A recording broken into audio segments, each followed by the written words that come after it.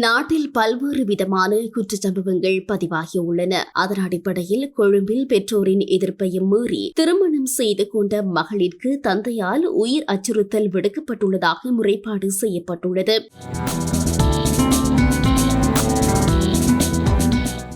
பன்னிப்பட்டிய வீரமாவத்தையில் வசித்து வந்த புதுமண தம்பதியினருக்கே இவ்வாறு எச்சரிக்கை விடுக்கப்பட்டுள்ளது.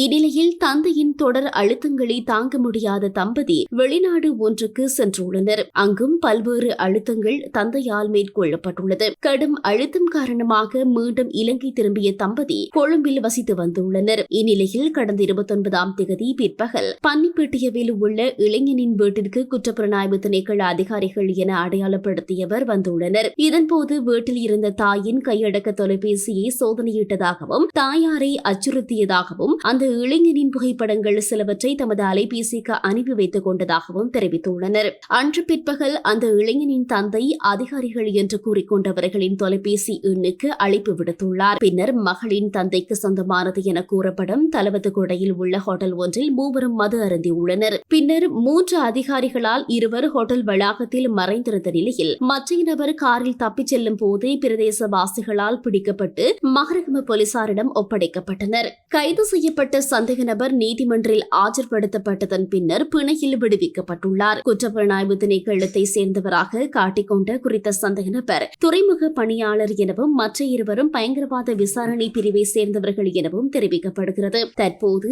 அவர்கள் பணி நீக்கம் செய்யப்பட்டுள்ளதாக போலீசார் தெரிவித்தனர். யாழ்ப்பாணம் மல்லாகம் பகுதியில் உரிய அனுமதிகள் இன்றி இயங்கி வந்த கொள்கலம் ஒன்று சீல் வைக்கப்பட்டுள்ளது. மல்லாகம் பகுதியில் உரிய அனுமதிகள் இன்றி கொள்கலம் ஒன்று இயங்கி வருவதாக சுகாதார பிரிவினருக்கு திங்கட்கிழமை ரகசிய தகவல் ஒன்று கிடைத்துள்ளது. இதனையடுத்து சம்பவ இடத்திற்கு சென்ற போலீசார் அங்கிருந்து 2 மாடுகளையும் மாடு வெட்ட பயன்படுத்தும் கூர்மையான ஆயுதங்களையும் மாடு கட்டும் கயிறுகளையும் மீட்டுள்ளனர். இந்நிலையில் இது குறித்த வழக்கு விசாரணை நேற்று நீதிமன்றத்தில் எடுத்துக் கொள்ளப்பட்ட போது அதன் உரிமையாளரை 1 லட்சம் ரூபாய் சரீர பிணையில் செல்ல மன்று அனுமதி அளித்துள்ளது. அத்துடன் கொள்கலத்தில் மாடுகள் கடத்தி வரப்பட்டு இறைச்சியாக்கப்பட்ட மாடுகள் திருடப்பட்ட மாடுகளா, பசுமாடுகளும் இறைச்சியாக்கப்பட்டுள்ளதா போன்ற விடயங்கள் தொடர்பில் விரிவான விசாரணைகளை நடத்தி மன்றில் அறிக்கையை சமர்ப்பிக்குமாறும் நீதிமன்றம் உத்தரவிட்டுள்ளது.